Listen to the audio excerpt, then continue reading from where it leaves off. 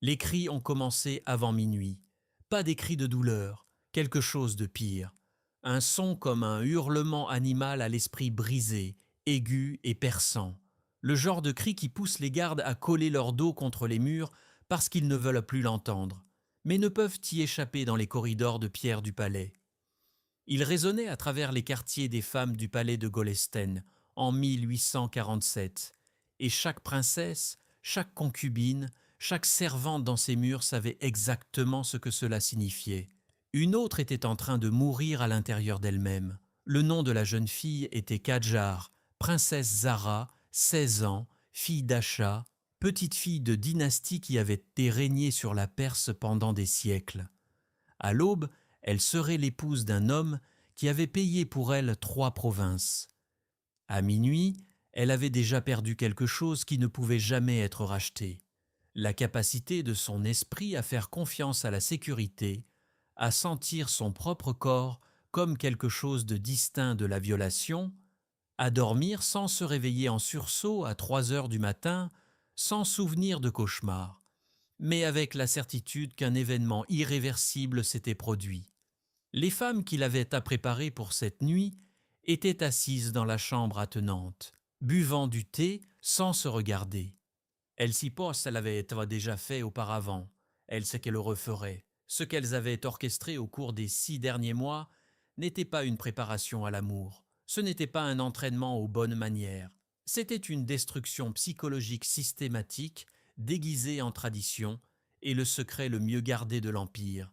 Si vous aimez ces histoires sombres de l'histoire, laissez un like, abonnez-vous et commentez ci-dessous d'où vous écoutez. Je suis sincèrement curieux de savoir dans quel coin du monde ces récits, destinés à rester enfouis pour toujours, sont entendus, car la vérité n'appartient pas aux archives. Elle appartient à vos oreilles, à votre compréhension, au refus collectif de laisser les empires effacer les souffrances qu'ils ont infligées. Voici ce qui est arrivé aux épouses de la cour perse. Voici ce qu'elles craignaient plus que la mort elle-même. Et voici le rituel qui a brisé tant de jeunes femmes que les historiens ne s'accordent toujours pas sur le nombre de celles qui n'ont pas survécu mentalement intactes. Dans les cours ottomanes et Kadjar des XVIIIe et XIXe siècles, les filles royales faisaient face à une terreur qui n'avait rien à voir avec l'amour et tout à voir avec le contrôle.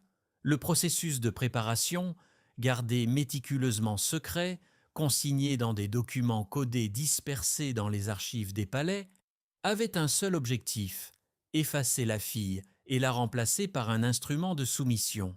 Lorsque Zara marcha vers les appartements de son époux cette nuit de novembre 1847, sa propre volonté avait été chirurgicalement retirée. La nuit de noces n'était pas sa crainte. La nuit de noces était inévitable. Ce qui l'avait détruite, c'étaient les 6 mois qui l'avaient précédée. La dynastie Kadjar a régné sur la Perse de 1785 à 1925. Pendant 140 ans, ils ont contrôlé un empire qui s'étendait de la mer Caspienne au golfe Persique, des déserts du Baloutchistan aux montagnes de l'Azerbaïdjan. Ils ont commandé des palais qui défiaient l'architecture, rassemblé des trésors qui ont ruiné leurs concurrents, accumulé du pouvoir par la conquête et la diplomatie. Mais comme tous les empires fondés sur la domination, les Kadjars comprenaient une chose fondamentale sur le pouvoir. Il exige non seulement la force, mais l'effacement complet de toute résistance. Et nulle part cela n'a été appliqué de manière plus systématique qu'aux femmes de la famille royale.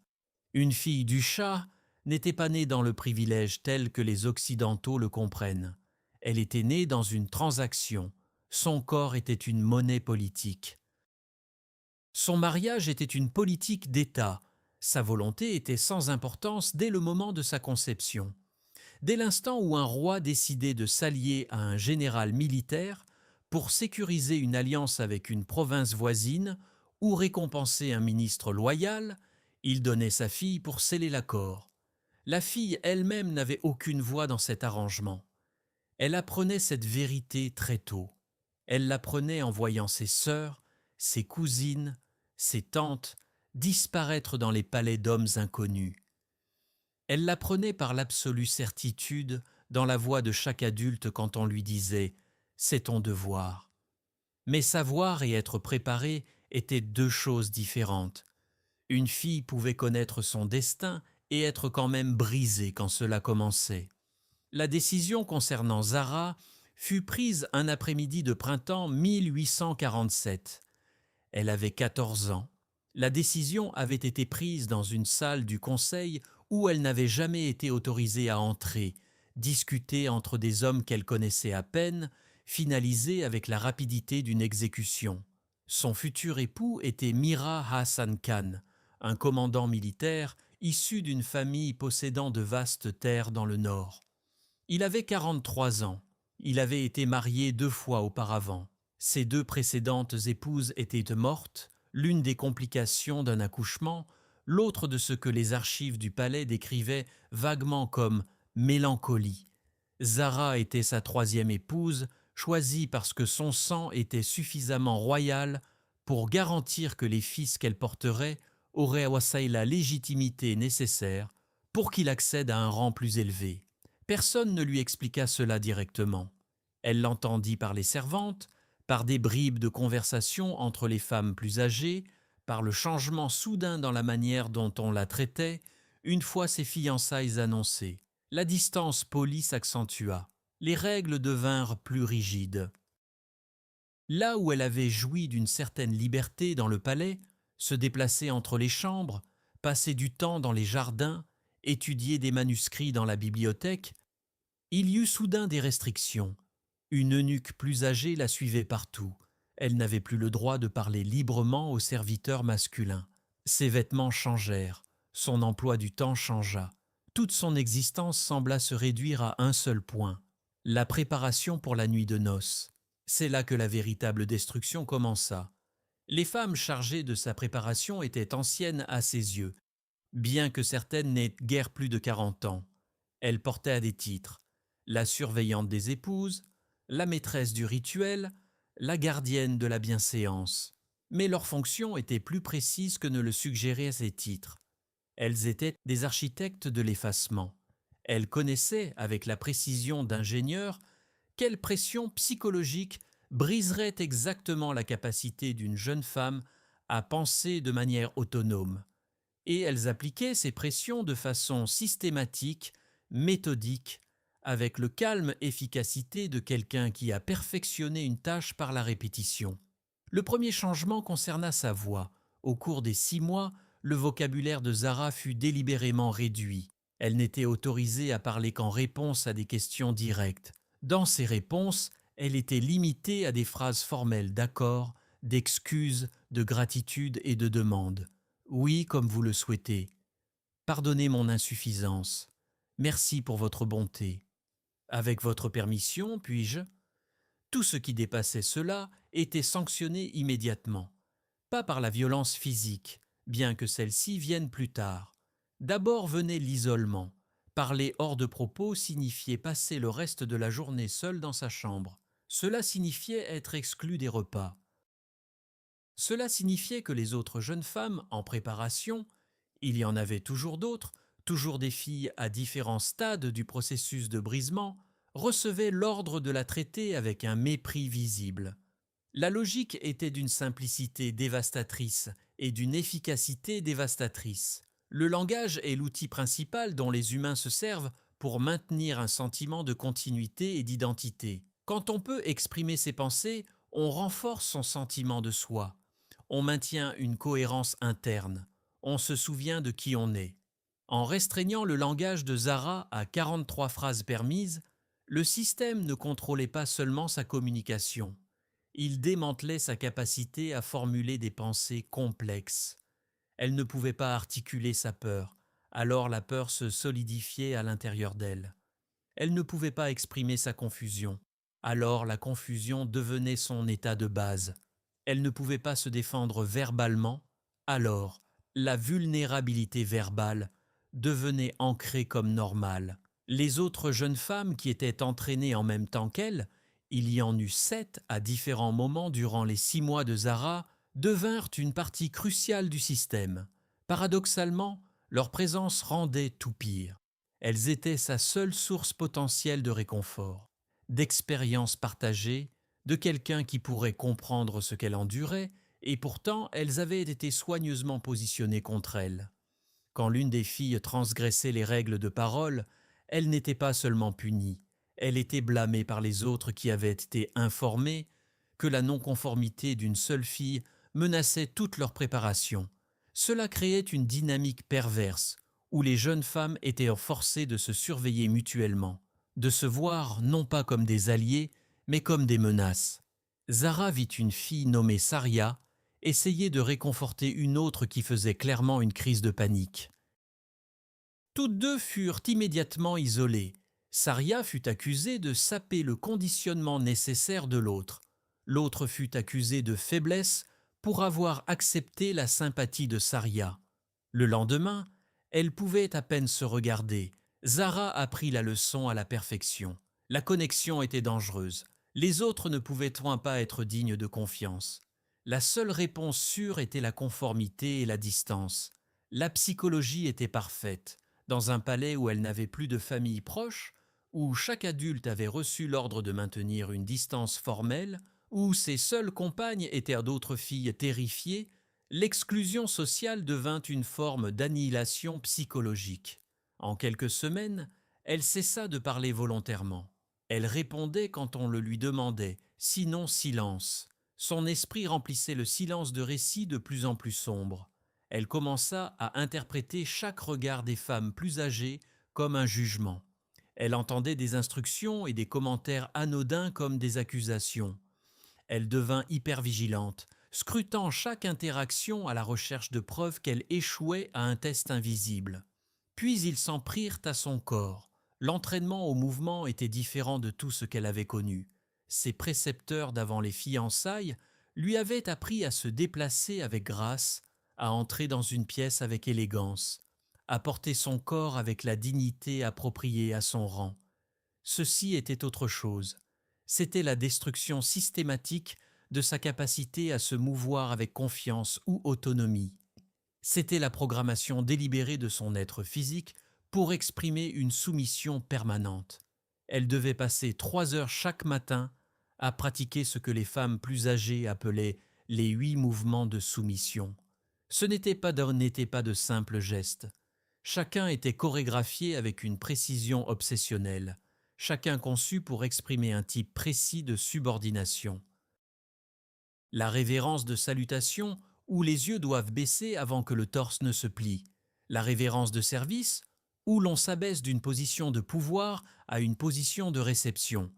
La révérence de retrait, où l'on recule sans jamais tourner le dos, une impossibilité physique qui exigeait correction constante, échec constant, humiliation constante. L'angle de son cou devait être exact, incliné à précisément 30 degrés en présence d'une autorité, ni 35, trop soumis, suggérant de la faiblesse, ni 25, insuffisamment déférent, exactement 30. Ses mains ne pouvaient jamais monter au-dessus de son cœur. Ses pas devaient être petits, prudents, incertains, pas plus longs que la longueur de son propre pied. On lui apprenait à se mouvoir de manière à se rendre physiquement plus petite, moins menaçante, moins susceptible d'occuper de l'espace. L'objectif était d'entraîner son corps à exprimer la subordination au niveau neurologique, de sorte que, lorsqu'elle entrerait en présence de son époux, son corps adopte automatiquement une posture de soumission avant même que son esprit conscient ne s'en rende compte. Heure après heure, elle répétait ses mouvements, ses muscles endoloris, son esprit s'engourdissait. Les mouvements répétitifs créaient une sorte d'état de transe, peut-être intentionnel, peut-être simple conséquence naturelle de la répétition jusqu'à l'automatisme. Les femmes plus âgées observaient avec la patience de personnes accomplissant un travail qu'elles comprenaient parfaitement, corrigeant parfois sa posture par des mots secs ou par un ajustement physique de ses membres. « Ton dos est trop droit ». Zanab grognait et poussait le dos de Zara vers le bas, la forçant dans une posture plus courbée. « Tu n'es pas encore assez brisé. Encore. » Mariam tournait autour d'elle comme si elle évaluait du bétail. « Tes yeux sont trop directs. Regarde en bas. Toujours en bas. » « Que cherches-tu à faire » le défier. Veux-tu détruire ce mariage avant même qu'il ne commence? D'autres corrections s'accompagnaient d'humiliations explicites. Quand le pas de Zara était trop assuré, suggérant qu'un petit fragment de sa volonté subsistait encore, on la faisait répéter le mouvement pendant que toutes les autres filles étaient appelées à regarder. Regardez ceci, annonçait Zanab. Voilà ce qui arrive quand une épouse oublie sa place. Voilà le mouvement de quelqu'un de trop fier pour comprendre la soumission. Nous devrons répéter cet entraînement jusqu'à ce qu'elle apprenne l'humilité. Le poids psychologique d'être constamment observé, constamment corrigé, constamment accusé d'échouer à un test invisible s'accumulait chaque jour. Zara commença à vivre son propre corps comme une trahison. Ses muscles ne tenaient pas la bonne position. Son cou ne s'inclinait pas correctement. Ses yeux ne regardaient pas assez bas avec suffisamment de conviction. Elle échouait à la seule chose qu'on lui permettait désormais de faire, exprimer physiquement sa propre indignité. Ce qu'elle apprenait au niveau musculaire le plus profond était la grammaire physique de l'impuissance. Le corps, quand il est entraîné suffisamment longtemps, intériorise les messages qu'on le force à performer. Les études sur les survivants de traumatismes montrent que le corps se souvient de la coercition d'une manière que l'esprit essaie parfois d'oublier. Les muscles développent des schémas de tension, de retrait. Le système nerveux autonome apprend à entrer en état de soumission.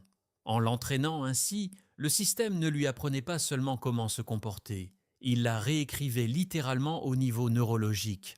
Au bout des 6 mois, son corps avait intériorisé un message complet: tu ne te contrôles pas, tes mouvements ne t'appartiennent pas, ton espace est emprunté. Et pire encore, ce message était si profondément ancré qu'il devenait automatique. Elle pouvait être seule dans sa chambre et se surprendre à bouger de ses petites manières soumises. Elle se surprenait à incliner la tête, même quand personne ne regardait. Son corps devenait son ennemi, exprimant la suggestion même quand elle ne le choisissait pas consciemment. La déconstruction psychologique se déroulait en parallèle au conditionnement physique. Les femmes introduisirent un concept qu'elles appelaient l'épreuve. Cela était présenté comme une préparation aux attentes de son époux, mais sa véritable fonction était d'installer une terreur absolue, de créer un état permanent d'hypervigilance, de s'assurer que même dans les moments de prétendue sécurité, le système nerveux de Zara restait en alerte maximale. L'épreuve consistait en des scénarios élaborés où les femmes plus âgées jouaient des situations que Zara était censée affronter lors de sa nuit de noces et par la suite. Une femme plus âgée, le plus souvent la sévère et froide maîtresse nommée Zanab, qui semblait prendre un plaisir authentique à cette tâche, se mettait dans la peau du mari. Mais Zanab n'interprétait pas le mari comme quelqu'un de gentil ou de raisonnable. Elle le jouait capricieusement cruel, imprévisiblement colérique, impossible à satisfaire. Zara recevait l'ordre d'approcher, de saluer correctement, d'exécuter les gestes de déférence et d'obéissance qu'on lui avait enseignés. Elle faisait tout exactement comme on le lui avait appris, et alors, sans qu'aucune variation dans sa performance ne justifie quoi que ce soit, sans aucune raison logique, la simulation devenait cruelle. Le visage de Zanab se durcissait. Sa voix devenait glaciale.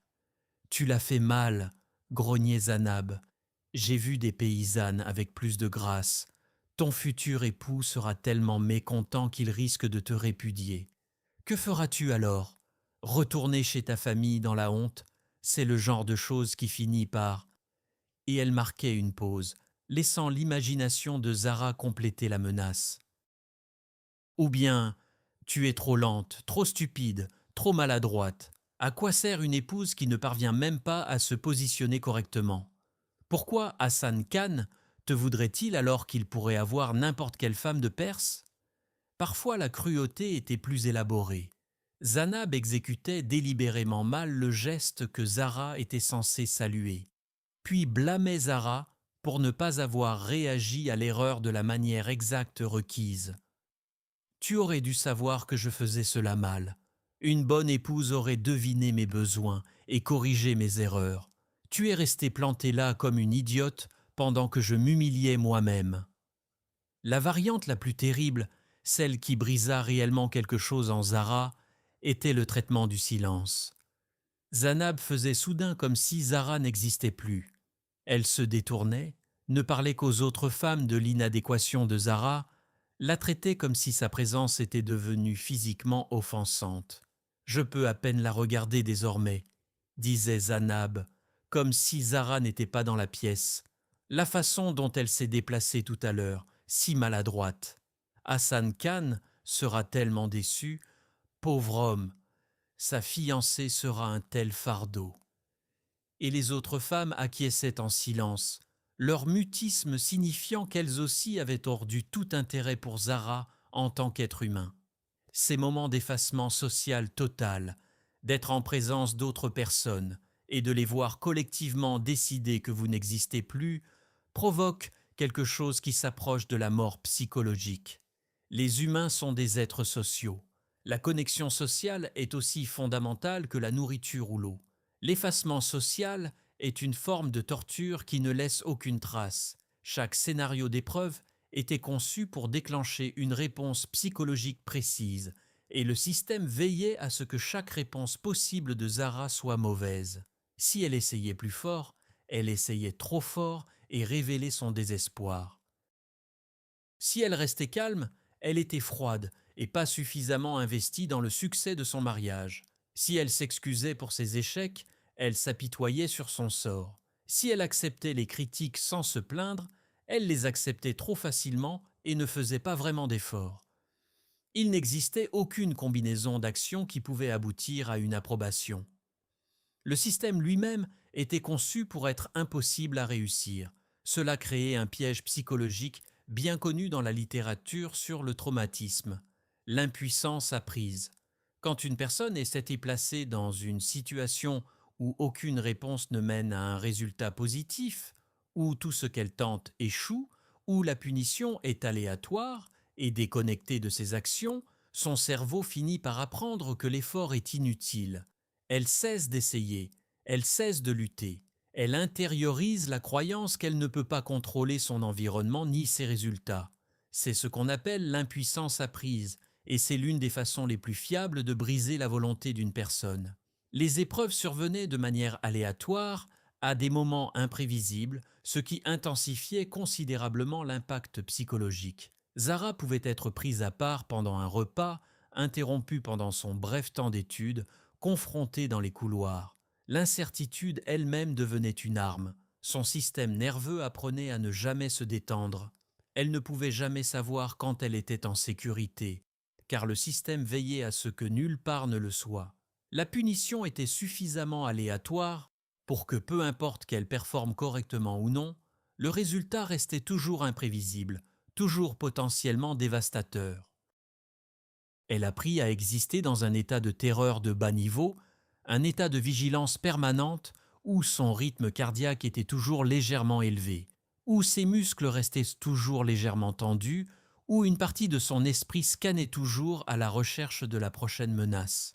Au bout du 3e mois de préparation, son corps s'était adapté à cet état, et elle cessa de dormir normalement. Elle restait éveillée des heures durant, son esprit courant à travers des scénarios, des peurs, des étis. Quand elle parvenait à dormir, c'était de façon agitée, entrecoupée de cauchemars dont elle ne se souvenait pas au réveil, mais dont le résidu émotionnel, pure terreur, pure honte, persistait tout au long de la journée suivante. Elle se réveillait à 3 heures du matin en état de panique, le cœur battant si vite qu'elle pensait qu'il allait exploser, le souffle court, tout le corps trempé de sueur. Elle n'avait aucun souvenir clair de ce qui avait déclenché la crise. Aucun rêve ni pensée précise ne l'avait précédé. C'était simplement son système nerveux qui déclenchait une alarme, faisant exactement ce pourquoi il avait été entraîné. Son corps était désormais une menace pour lui-même. Les femmes plus âgées remarquaient cette privation de sommeil et ces crises de panique, et elles les louaient comme un progrès. Elle commence à comprendre, se disait-elle entre elles dans des conversations que Zara pouvait entendre, mais n'avait pas le droit d'interrompre. Elle développe l'anxiété appropriée, la peur appropriée. Hassan Khan la trouvera très maniable. Le manque de sommeil lui-même devint une autre arme, La privation de sommeil est reconnue comme une forme de torture. Elle dégrade les fonctions cognitives, altère la régulation émotionnelle, intensifie l'anxiété et crée un état de fragilité psychologique où la victime devient beaucoup plus susceptible à la suggestion et à la coercition. En privant Zara de sommeil par l'induction d'un état de terreur permanente, le système démantelait encore davantage sa résilience cognitive et émotionnelle. Puis vint la composante médicale, et la fragmentation finale de Zara s'accéléra. Chaque semaine, elle était examinée par un médecin âgé nommé le docteur Mourza Baram, qui servait le palais depuis 30 ans et avait probablement examiné une centaine de jeunes femmes en préparation de mariage. Ces examens étaient déconduits avec une précision clinique et une invasivité absolue. Le genre de détachement précis qui vient de la répétition, du traitement des êtres humains comme des objets à évaluer et à documenter. Il vérifiait l'absence de défauts physiques qui pourraient d'autour la rendre inadaptée en tant qu'épouse. Il testait sa flexibilité, poussant parfois ses membres au-delà de leur amplitude normale, provoquant de petites douleurs qu'elle devait supporter sans se plaindre. Il prenait des mesures de son corps, sa taille, l'envergure de ses bras, la circonférence de ses hanches, la taille de sa poitrine, des mesures consignées dans des dossiers médicaux qui existent encore dans les archives du palais et qui sont profondément troublantes à lire car elles quantifient un être humain exactement comme on pourrait quantifier du bétail évalué pour la reproduction. Il l'examinait de manière qui violait chacune de ses limites, de manière qui rendait absolument clair que son corps ne lui appartenait plus. Il appartenait à l'État, à son futur époux, aux hommes qui avaient décidé de sa valeur en fonction de sa capacité reproductive. Les examens incluaient des examens internes, prétendument destinés à vérifier sa préparation au mariage, bien que ce que cela impliquait exactement restait flou et délibérément masqué par un langage médical qui obscurcissait plus qu'il ne révélait. Le pire dans ces examens était leur caractère aléatoire et imprévisible. Zara était amenée dans la salle d'examen à des moments différents de la journée. Parfois après avoir mangé, parfois à jeun, parfois le matin et parfois le soir. Différents serviteurs l'assistaient. Différentes pièces étaient utilisées. Cette incohérence signifiait qu'elle ne pouvait pas se préparer mentalement, ne pouvait pas créer une quelconque routine ou rituel qui l'aurait aidé à gérer ce qui se passait.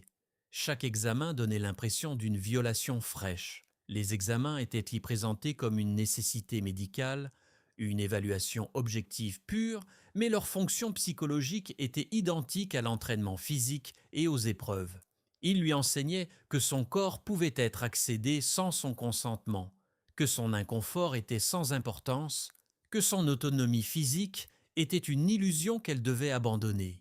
Ils installaient au niveau le plus profond le message qu'elle était une chose à inspecter, à évaluer, à utiliser. Après ces examens, elle restait assise dans sa chambre et se dissociait de plus en plus sévèrement. Elle fixait parfois ses mains comme si elles appartenaient à quelqu'un d'autre. Elle touchait parfois sa propre peau et se sentait déconnectée de la sensation, comme s'il y avait une couche de verre entre son esprit et son corps, un espace impossible à franchir, une séparation qui deviendrait en bien des façons permanente. Cette dissociation est l'un des mécanismes de survie les plus puissants de l'esprit.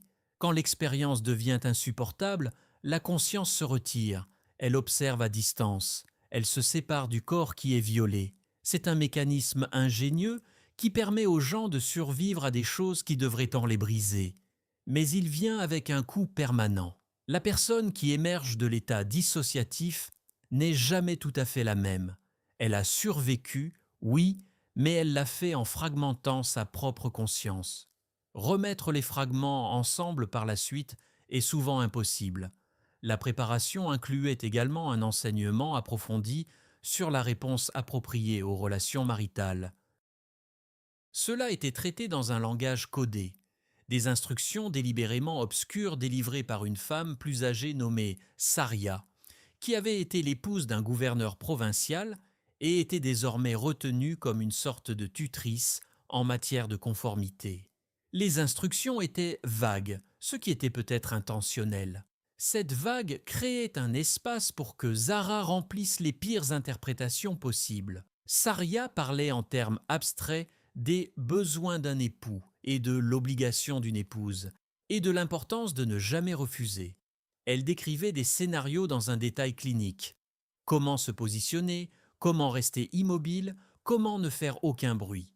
Ton plaisir est sans importance, disait Saria avec une platitude absolue. Ta préférence est sans importance, ton confort est sans importance. Ces concepts ne s'appliquent non pas à toi. Tu existes pour servir, c'est tout. Zara ne recevait aucune explication sur ce qui se passerait réellement. Aucune information précise sur son propre corps ou sur celui de son époux. Juste des instructions sur comment être passive, comment accepter, comment prétendre que tout ce qui lui arrivait était acceptable. Cette combinaison de vagues et d'instructions créait un piège psychologique parfait. Son esprit parcourait les pires scénarios possibles. La peur que son imagination générait était probablement pire que n'importe quelle réalité aurait pu l'être. Et les femmes plus âgées le savaient. Elles encourageaient cette peur. Elles l'amplifiaient par des avertissements cryptiques sur ce qui arrive quand une épouse est mal préparée.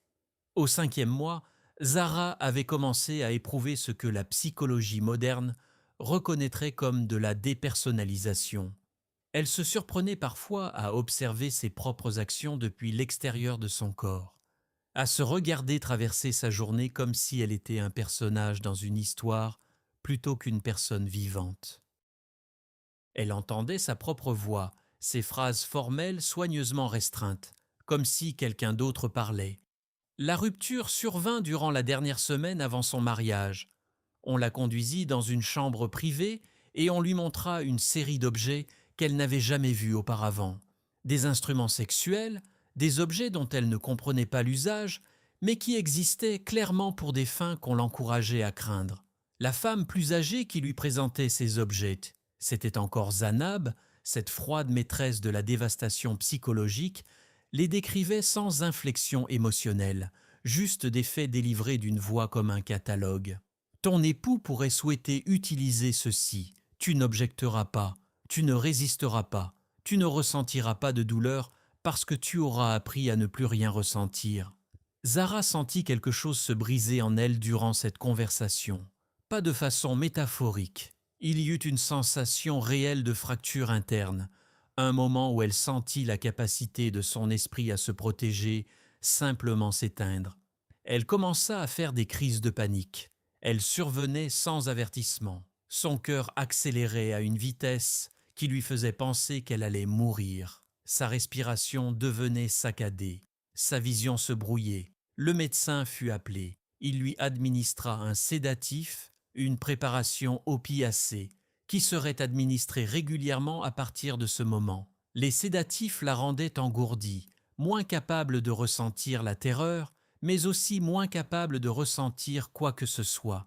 Elle existait dans un brouillard, traversant ces derniers jours de préparation avec une sorte de conformité muette que les femmes plus âgées prenaient pour un succès.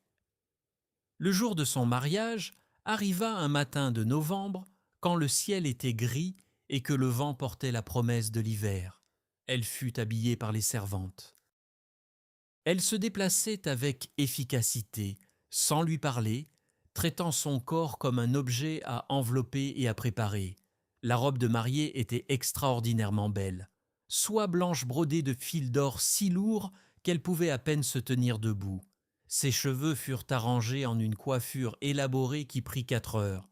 Son visage fut maquillé avec des cosmétiques qui la faisaient ressembler à une poupée de porcelaine, belle et sans vie. On lui donna des bijoux qui avaient appartenu aux épouses précédentes, y compris certains qui avaient appartenu à la deuxième épouse de Hassan Khan, celle qui était morte de mélancolie. Personne ne mentionna ce lien devant elle, mais elle l'entendit des servantes. Tout dans sa préparation ce jour-là semblait conçu pour murmurer le message « Tu es jetable, tu es remplaçable. Ce qui t'arrive importe moins que ce que tu représentes. » La cérémonie elle-même fut miséricordieusement brève. On la conduisit devant un mollah, son proxy. Un parent masculin plus âgé qu'elle connaissait à peine se tenait à sa place pour donner son consentement. On lui demanda si elle était d'accord. Quand elle ne répondit pas, une servante la poussa légèrement, et elle émit un son qui fut interprété comme un assentiment. Les paroles furent récitées. Le contrat fut signé. Elle était désormais l'épouse de Hassan Khan. La célébration dura 6 heures. Elle resta immobile sur un trône rembourré pendant que des centaines de personnes défilaient devant elle, la félicitant, offrant des bénédictions, mangeant, célébrant une union qu'elle n'avait pas choisie. Elle se souvenait de très peu de choses. Les sédatifs l'avaient maintenue dans un état de dissociation fonctionnelle. Elle pouvait voir et entendre ce qui se passait autour d'elle, mais elle ne parvenait pas vraiment à s'y connecter émotionnellement. Quand le soir tomba, les femmes commencèrent à la préparer pour la nuit de noces.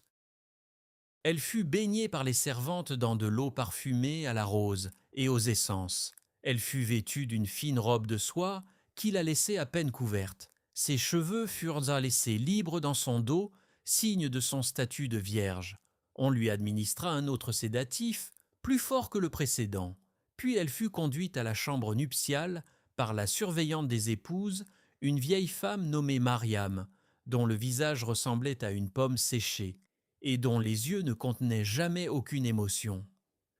La chambre avait été préparée avec un soin extrême. Les murs étaient drapés de soie rouge. Il y avait des bougies partout, jetant une lueur chaude qui était d'une certaine façon obscène dans sa beauté. Sur le lit, le plus fin du linge, blanc et immaculé. Tout dans la pièce semblait conçu pour paraître accueillant, presque séduisant. Une contradiction soigneuse avec la terreur que Zara portait dans sa poitrine. Mariam la positionna sur le lit. « Reste ici, dit-elle. Il viendra. Tu feras comme on t'a appris. Tu ne résisteras pas. Tu ne parleras pas sauf si on t'adresse directement la parole. Tu ne pleureras pas. » Puis elle se retourna et partit, et Zara entendit le bruit de la porte qu'on verrouillait de l'extérieur. Elle resta assise dans cette chambre, dans cette belle pièce, tous les nerfs de son corps hurlant. Les sédatifs la rendaient confuse, mais pas assez pour l'empêcher de comprendre ce qui allait se passer. Elle essaya de penser, de se préparer, mais son esprit avait été si complètement démantelé au cours des 6 mois qu'elle ne trouvait plus aucune pièce intacte. Elle ne trouvait plus aucune partie d'elle-même qui savait comment survivre à cela. Quand Hassan Khan entra dans la chambre 1 heure plus tard, il était partiellement ivre. Il ne la salua pas. Il ne lui parla pas. Il commença simplement à enlever ses vêtements. Elle regarda cela se produire comme à travers une vitre. Les sédatifs avaient séparé sa conscience de son corps si efficacement qu'elle pouvait s'observer être touchée sans vraiment le ressentir. Elle resta allongée là où on l'avait positionnée. Elle ne fit aucun bruit. Elle ne résista pas. Elle avait été trop bien entraînée pour cela. Ce qui dura peut-être 20 minutes lui sembla des heures. Quand ce fut fini, il se rhabilla et partit sans lui parler. Elle resta sur le lit, toujours dissociée, toujours confuse, son corps plus tout à fait le sien. Les femmes plus âgées entrèrent dans la chambre alors qu'il faisait encore nuit. Elles vérifièrent les draps à la recherche de preuves de sang, la preuve physique de sa virginité. Ayant trouvé ce qu'elles devaient trouver, elles repartirent, satisfaites que la transaction ait été menée à bien. Et puis quelque chose en Zara se brisa, qui avait déjà été brisé, se fracassa d'une façon qui la laissa incapable de se réparer pleinement. Les cris qui résonnèrent dans le palais cette nuit-là, ce son qui terrifia les servantes et fit détourner le regard aux gardes, c'était le son de son esprit qui cédait enfin, non pas à la nuit de noces elle-même. Cela avait été supportable grâce à la dissociation, mais au moment où la dissociation elle-même échoua, au moment où elle réintégra soudain pleinement son corps et ressentit tout. 6 mois de terreur accumulée, de violations, d'effacement, la destruction physique et psychologique de tout ce qu'elle avait été, tout cela d'un seul coup. Au matin, les médecins furent appelés. Ils lui administrèrent de fortes doses de sédatifs. En quelques jours, elle entra dans une sorte de brouillard permanent. Elle se conforma à tout ce qu'on lui demandait. Elle donna à son époux un fils dans l'année qui suivit. Elle mit au monde 3 autres enfants au cours des 8 années suivantes. Elle accomplit ses devoirs d'épouse avec une obéissance exemplaire. Aux yeux officiels, elle était un parfait succès. Mais la fille qui avait aimé lire de la poésie, qui avait un esprit assez aiguisé pour comprendre des textes philosophiques complexes, qui posait des questions qui stupéfiaient ses précepteurs, cette fille avait disparu. À sa place se tenait une femme qui traversait la vie comme un fantôme, qui ne répondait que lorsqu'on lui adressait la parole, qui semblait seulement partiellement présente, même quand elle regardait quelqu'un directement dans les yeux. Elle vécut encore 37 ans. Elle mourut à 53 ans. La cause officielle inscrite fut une maladie d'épuisement, bien que les médecins du palais notent dans une correspondance privée qu'elle avait simplement semblé abandonnée, comme si son corps, ayant absorbé tant de traumatismes, avait finalement décidé que l'existence était trop épuisante pour continuer. Перевод не закончен. Чтобы продолжить, напиши. Продолжи перевод с того момента, где остановился. 1,3. Быстро продолжи перевод. С того момента, где остановился, ce qui est arrivé à Zara n'était pas unique. Au cours des 140 ans de règne Kadjar, ce même rituel s'est répété. Des dizaines de filles royales ont subi une variante ou une autre de ce processus. Les protocoles de préparation variaient légèrement selon l'âge de la mariée et le statut de son futur époux. Mais le principe central restait identique. Briser la volonté de la fille, effacer son autonomie, installer la soumission au niveau neurologique, puis la livrer à son époux comme un instrument parfaitement docile. Nous connaissons les noms de beaucoup de ces femmes, et leurs histoires suivent des schémas prévisibles. Il y eut la princesse Ashraf, mariée à 15 ans en 1823, dont le journal personnel, découvert dans les archives du palais en 2003, documente une écriture de plus en plus incohérente, sa progressive décomposition psychologique durant la préparation. Au 4e mois, ses entrées deviennent décousues, passant d'une phrase à l'autre sans lien. « Pas moi-même, toujours surveillé. Je ne me souviens plus pourquoi je bouge ainsi. Quand mon corps a-t-il cessé de m'appartenir ?» Au 6e mois, les entrées s'arrêtent complètement. La princesse Fatima, mariée en 1856, aurait tenté de se cacher dans les jardins du palais pour éviter les appartements de son époux lors de sa nuit de noces. On la retrouva plusieurs heures plus tard en état de catatonie complète. Les dossiers du médecin la décrivent comme non réactive aux stimuli, pupille fixe, signes vitaux à peine détectables. Elle récupéra partiellement au cours des semaines suivantes, mais ne fut jamais plus la même, ne revint jamais pleinement à un engagement conscient avec le monde. La princesse Nosrat, mariée en 1841, est mentionnée dans une correspondance entre sa sœur aînée et une tante de confiance comme ayant perdu toute capacité de pensée indépendante après sa préparation. La lettre la décrit comme « traversant le palais », comme une poupée manipulée par des fils invisibles, ne parlant que lorsqu'on lui adressait la parole, semblant ignorer son entourage. Ce n'étaient pas des cas rares, c'était la norme. La préparation était conçue pour produire exactement ce résultat. L'Empire n'essayait pas de briser ces femmes par accident. Il les brisait systématiquement, intentionnellement.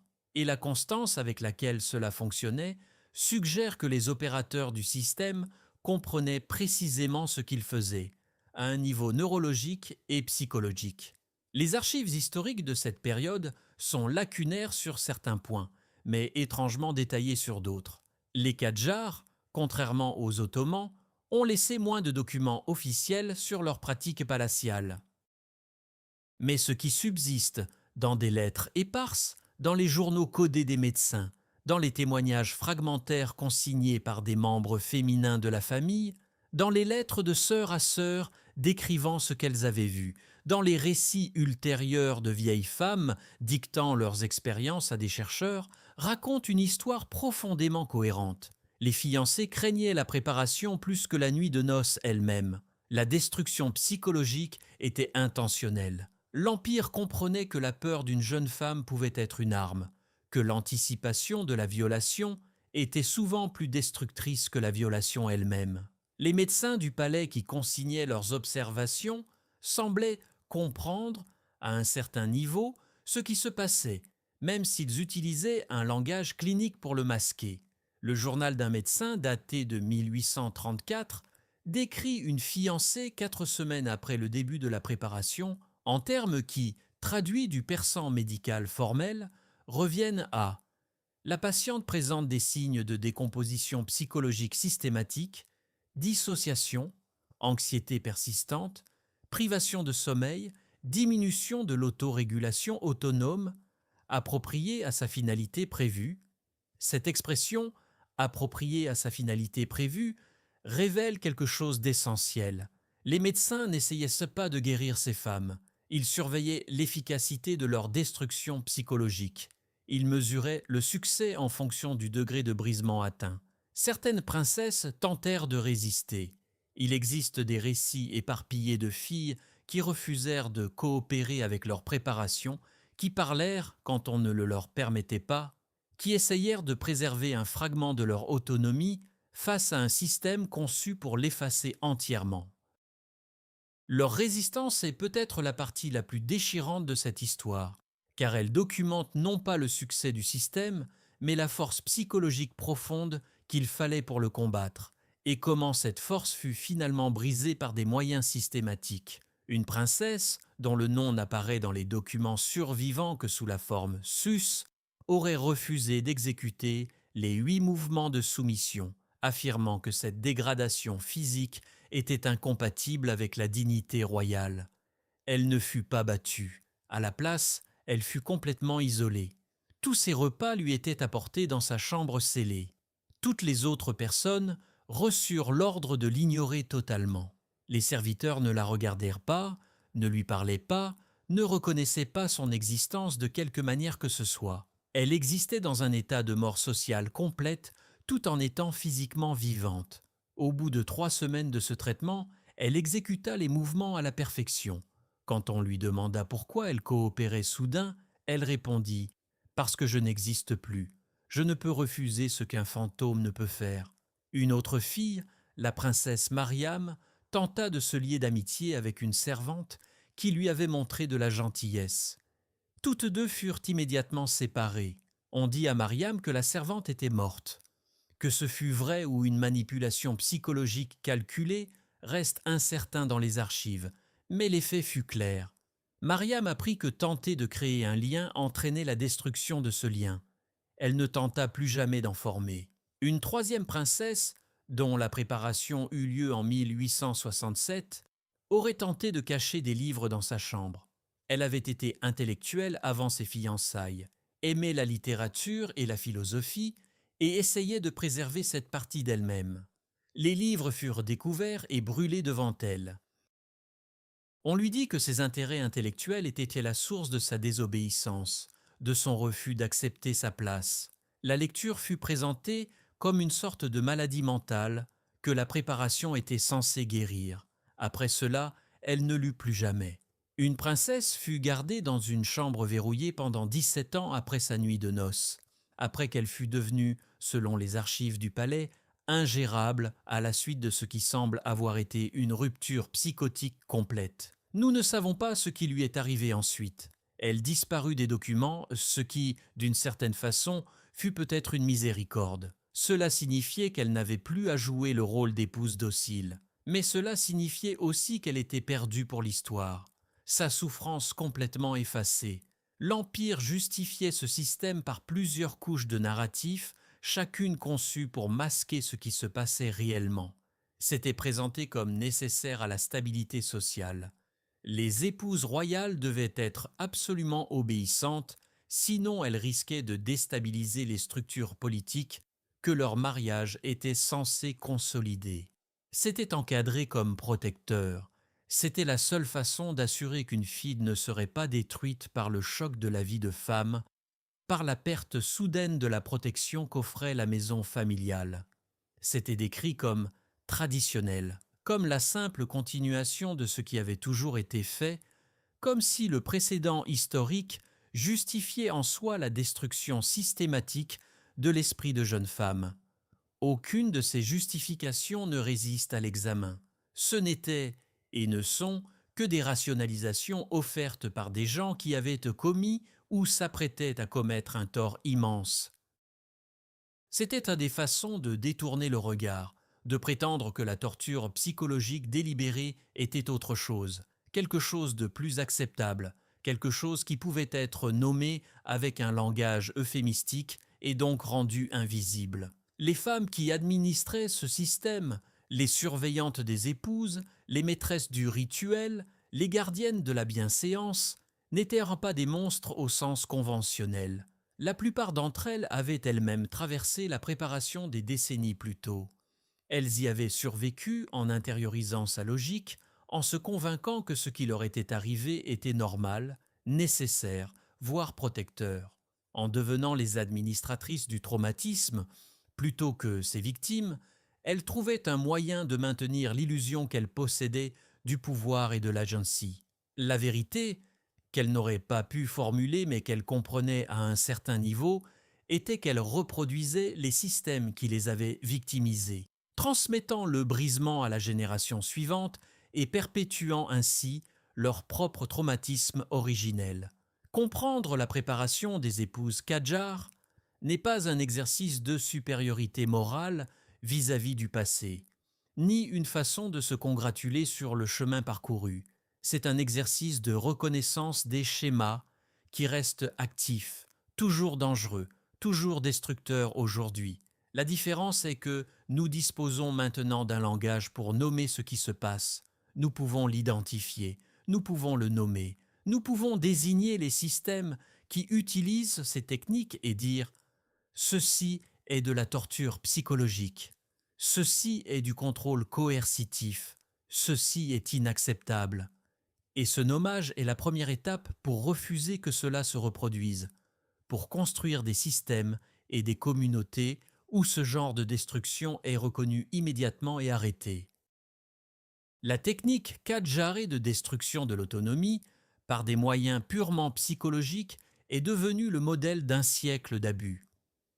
Ces mécanismes ont été étudiés, adoptés et affinés par des agences de renseignement lors d'interrogatoires. Ils ont été adaptés par des sectes conçues pour briser les recrues. Ils ont été raffinés dans des laboratoires de psychologie étudiant le contrôle coercitif. Ils sont actuellement utilisés dans des relations intimes, dans des familles abusives, dans des régimes autoritaires. La connaissance que les Kadjars ont accumulée, la compréhension de la façon dont on pouvait détruire complètement la volonté de quelqu'un sans laisser de traces, cette connaissance s'est échappée du palais. Elle s'est propagée, elle s'est multipliée, elle est devenue un modèle de contrôle. C'est pourquoi cette histoire importe. C'est pourquoi nous devons savoir ce qui est arrivé à Zara et à toutes les autres princesses. Pas comme une curiosité d'un passé lointain, mais comme la reconnaissance de techniques qui n'ont jamais vraiment cessé d'être utilisées, comme un avertissement sur ce que les systèmes sont capables de faire quand ils décident que briser un être humain est une politique acceptable.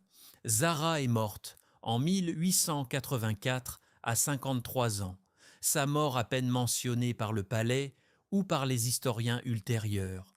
Une brève entrée dans les registres du palais. L'épouse de Hassan Khan est décédée après une longue maladie. Elle a donné naissance à 4 enfants, tous survivants. Sa tombe a été construite conformément à la coutume. C'était tout.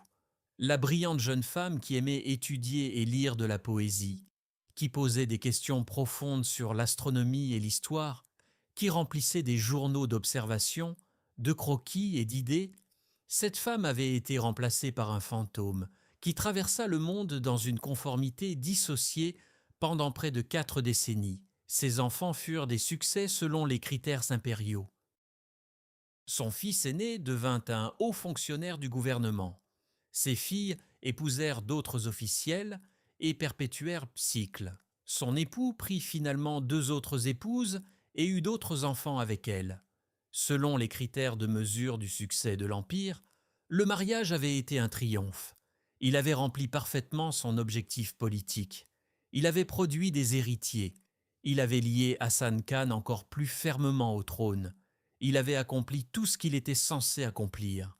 Mais dans les décennies qui suivirent sa mort, des femmes qu'il avait connues, ses sœurs, ses cousines, de vieilles servantes qui avaient travaillé au palais, faisaient parfois remarquer à ceux en qui elles avaient confiance la tragédie de sa vie. Non pas la tragédie d'avoir été mariée pour des raisons politiques, elle vivait dans un monde où cela était considéré comme normal, inévitable, le prix d'être née femme et royale. La tragédie qu'elles exprimaient était autre chose, quelque chose de fondamental.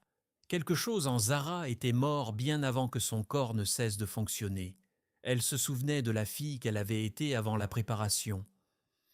Elle parlait à voix basse et prudente de la façon dont elle était devenue complètement différente, de combien elle était présente avant et absente après, comme si on avait pratiqué une sorte de chirurgie interne sur sa conscience, enlevant les parties qui faisaient d'elle une personne et ne laissant que celles qui la rendaient utile. Elle comprenait, sans le vocabulaire pour l'exprimer en termes psychologiques modernes, que quelque chose de systématique lui avait été fait, quelque chose de délibérément conçu, quelque chose qui n'avait rien à voir avec l'amour, la tradition ou même la préparation pratique au mariage, quelque chose qui avait tout à voir avec le pouvoir de prendre un être humain et de le remodeler complètement, d'effacer qui elle était et de construire quelqu'un de nouveau à sa place. De le faire si complètement qu'elle-même ne parvenait plus tout à fait à se souvenir de la version originale d'elle-même. Il a fallu des historiens de la fin du XXe siècle pour donner à cette compréhension intuitive une structure et des preuves. Il a fallu le travail patient de reconstitution de documents dispersés, les entretiens minutieux avec des survivantes et des descendants de survivantes, le croisement avec la compréhension contemporaine du traumatisme, pour confirmer ce que certains avaient toujours senti intuitivement. La préparation des épouses Kadjar n'était pas une conséquence malheureuse du patriarcat. Ce n'était pas un effet secondaire triste des pratiques matrimoniales traditionnelles. C'était le pouvoir patriarcal fonctionnant à son efficacité maximale, pénétrant dans l'esprit de jeunes femmes et démantelant systématiquement leur capacité à penser de manière autonome, avec une telle précision que la destruction était presque invisible. L'Empire comprenait la psychologie avant qu'elle n'ait de nom. Les opérateurs du palais comprenaient ce que nous appelons aujourd'hui l'impuissance apprise, la dissociation, le contrôle coercitif, le traumatisme psychologique. Ils le comprenaient non par une éducation formelle ou une étude théorique, mais par une application pratique, des générations d'essais et d'erreurs, l'observation de ce qui fonctionnait et de ce qui ne fonctionnait pas, le raffinement de techniques qui produisaient l'état psychologique désiré. Cette connaissance accumulée à travers la destruction systématique de dizaines de jeunes femmes n'a jamais été consignée dans un endroit où elle aurait pu être étudiée ou enseignée formellement. Elle était transmise de femme à femme, des plus âgées qui administraient la préparation aux plus jeunes, qui deviendraient un jour elles-mêmes administratrices. C'était une tradition orale au pire sens du terme, un transfert de savoir qui perpétuait la souffrance. Il a fallu des historiens de la fin du XXe siècle pour donner à cette compréhension une structure et des preuves. Il a fallu reconstituer des documents éparpillés, interviewer des survivantes, croiser avec la compréhension psychologique du traumatisme pour confirmer ce que certains avaient toujours senti. La préparation des épouses Kadjars n'était pas une conséquence malheureuse du patriarcat. C'était le pouvoir patriarcal fonctionnant à son efficacité maximale, pénétrant dans l'esprit de jeunes femmes et démantelant systématiquement leur capacité à penser de manière autonome. Et ce qui rend cette histoire pertinente aujourd'hui n'est pas seulement qu'elle ait eu lieu. Ce sont les mécanismes utilisés, l'isolement, la surveillance, le contrôle de la parole, la punition aléatoire, l'installation de l'hypervigilance, les violations répétées de l'autonomie physique, la création délibérée de traumatismes, qui ne sont pas des curiosités historiques. Ce sont les mécanismes du contrôle coercitif qui opèrent encore dans le monde aujourd'hui. Ils sont utilisés par des abuseurs dans des relations intimes. Ils sont utilisés par des sectes pour briser les nouveaux membres. Ils sont utilisés par certains États contre leur propre population. Ils sont utilisés dans la guerre psychologique. Les Kadjars n'ont pas inventé ces mécanismes. Ils ne les ont pas créés ex nihilo. Mais ils les ont raffinés. Ils les ont systématisés avec une précision remarquable. Ils ont prouvé empiriquement qu'il était possible de briser complètement la volonté d'une personne par des moyens purement psychologiques, sans l'inefficacité de la violence physique, sans laisser de marque, sans créer le genre de preuve qui deviendrait embarrassante pour un empire à expliquer. Cette connaissance, cette compréhension de la façon dont on pouvait détruire l'autonomie de quelqu'un sans laisser de bleu, c'est l'héritage dangereux de cette histoire. C'est une connaissance qui voyage, qui se répand, qui est utilisée. Les techniques développées dans les chambres du palais au XIXe siècle en Perse ont été utilisées par des agences de renseignement au XXe siècle lors d'interrogatoires. Elles ont été adaptées et raffinées par des gens qui avaient étudié le traumatisme et compris la psychologie. Elles sont devenues le modèle de ce que nous appelons aujourd'hui la torture psychologique et ce que la communauté de résistance à la torture identifie dans les groupes à haut contrôle et les relations abusives. Comprendre la préparation des épouses Kadjar n'est pas un exercice pour se sentir supérieur au passé ou se féliciter du progrès accompli. C'est un exercice pour reconnaître des schémas toujours actifs, toujours dangereux, toujours destructeurs de personnes. La différence est que nous avons maintenant le langage pour nommer ce qui se passe. Nous pouvons l'identifier, nous pouvons le désigner. Et ce nommage est la première étape pour refuser que cela se reproduise, pour construire des systèmes et des communautés où ce genre de destruction est reconnu immédiatement et arrêté. L'aspect le plus troublant de cette histoire est à quel point elle a fonctionné. La plupart des épouses qui ont subi la préparation sont devenues exactement ce que le système voulait qu'elles deviennent. Dociles, obéissantes, incapables d'affirmer leurs propres besoins ou préférences, psychologiquement piégées dans des schémas de soumission si profondément ancrés qu'elles ne pouvaient même plus les reconnaître comme des chaînes. Elles ont élevé des enfants dans ces schémas, elles ont transmis le traumatisme, souvent à leurs propres filles. Le système s'est perpétué à travers plusieurs générations parce que ces victimes sont devenues, dans de nombreux cas, ses administratrices. Une fille brisée pouvait, si elle survivait, devenir l'une des femmes qui briserait la génération suivante de filles. Traumatisme comme héritage, abus comme tradition. Ce qui est arrivé à ces femmes n'était pas de l'amour. Ce n'était pas une préparation au sens honnête du terme. Ce n'était pas une tradition au sens significatif. C'était une torture psychologique soigneusement conçue, administrée par l'État en pleine connaissance de ce qu'elle faisait aux victimes, pour garantir une conformité absolue. Et cela est resté caché pendant plus d'un siècle.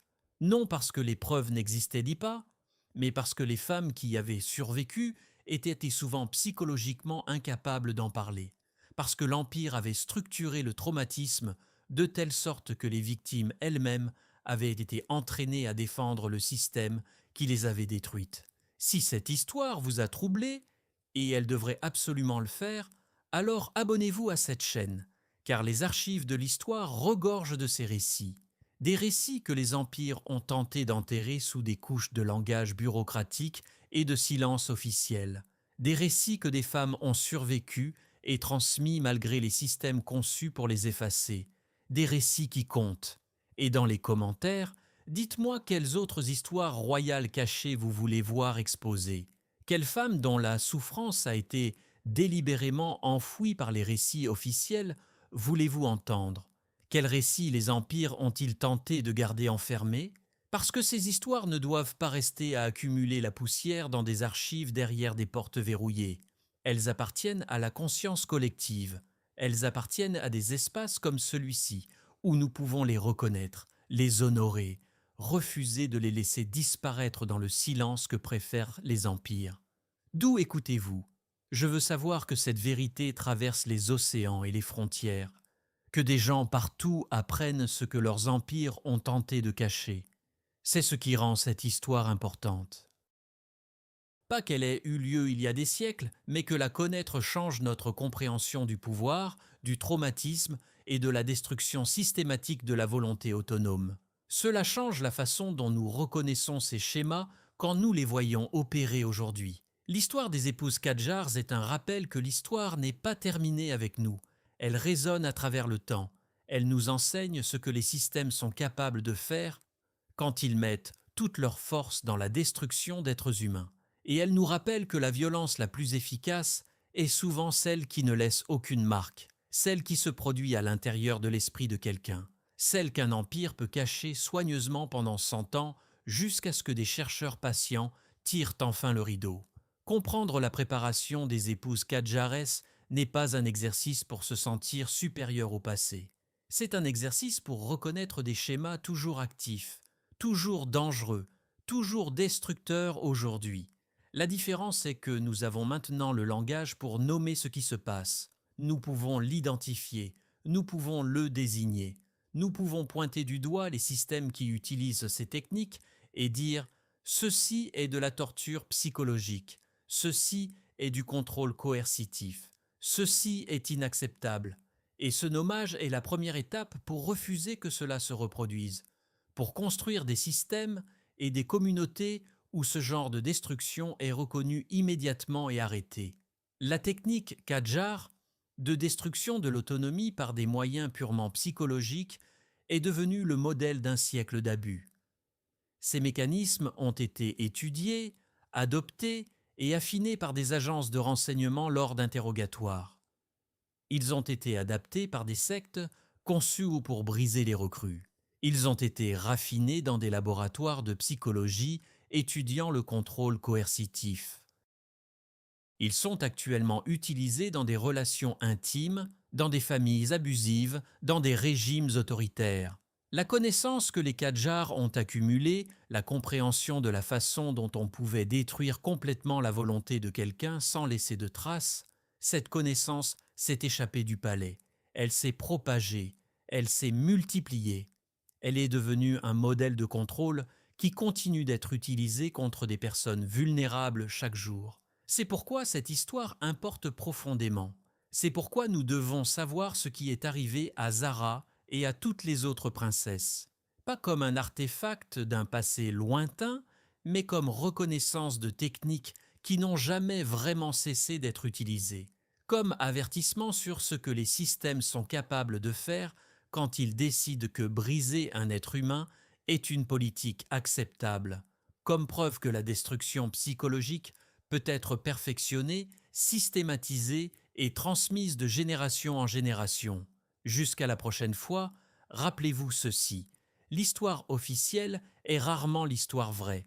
L'histoire qu'on enseigne dans les écoles a été éditée pour le confort, simplifiée pour une consommation facile, dépouillée de la complexité et de l'horreur qui la rendent réelle. Ce que nous faisons ici, c'est lire la version non éditée, la version que les empires ne voulaient pas voir écrite. Et c'est là que commence la véritable compréhension.